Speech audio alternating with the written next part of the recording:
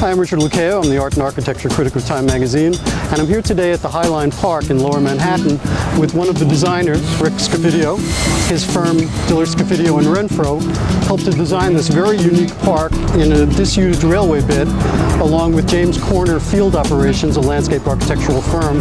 And today Rick is going to give us a tour through this incredible, unusual, and very, very successful new park.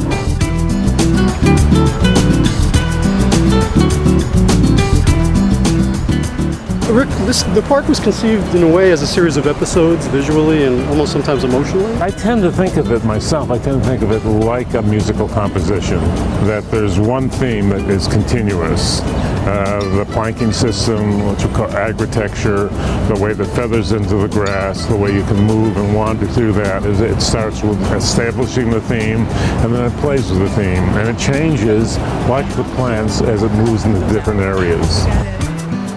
The Highline Park is situated in the track bed of what was once an elevated railway line that ran down the west side of Manhattan to transport freight to the factories and warehouses that lined that part of town.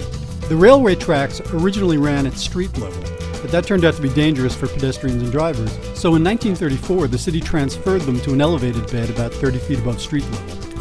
But the gradual disappearance of small manufacturing in Manhattan meant less business for the railway over the years, and in 1980 it made its last run. Grasses, wildflowers, and small trees sprouted in the soil that the rail lines were embedded in. The whole thing became an urban ruin.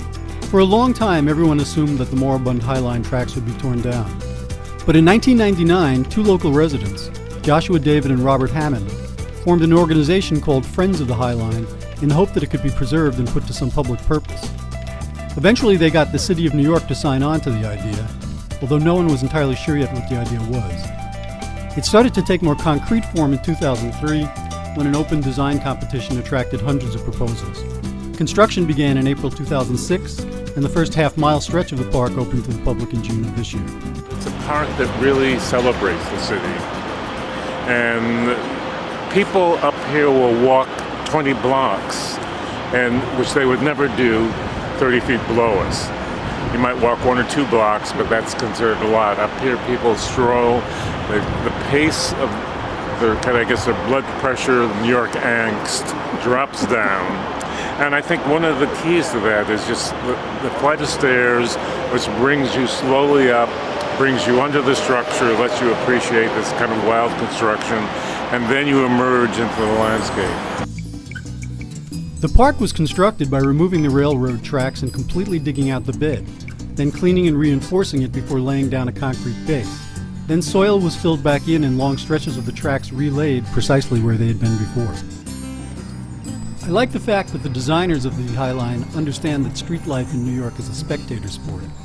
It's a characteristic of recent work by Diller, Scofidio and Renfro to include a bleacher-style seating element with each new building. But the grandstand at the Highline is the best one yet.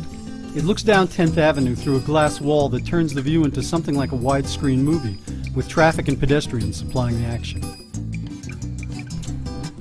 One of the things I admire the most about the Highline is that it's taken an old piece of New York infrastructure and brilliantly repurposed it without turning it into an exercise in nostalgia.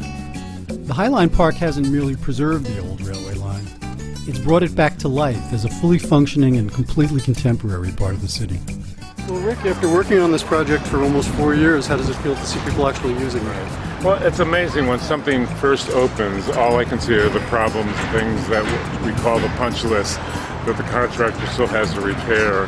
But a few times now when I've been up here, particularly in the evening, and just kind of slowed down, take my own blood pressure down, it's really wonderful to watch the people. I don't look at the park, I look at the people.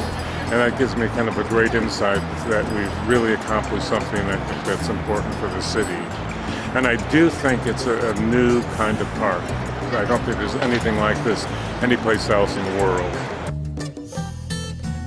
This is Richard Luccheo for Time magazine.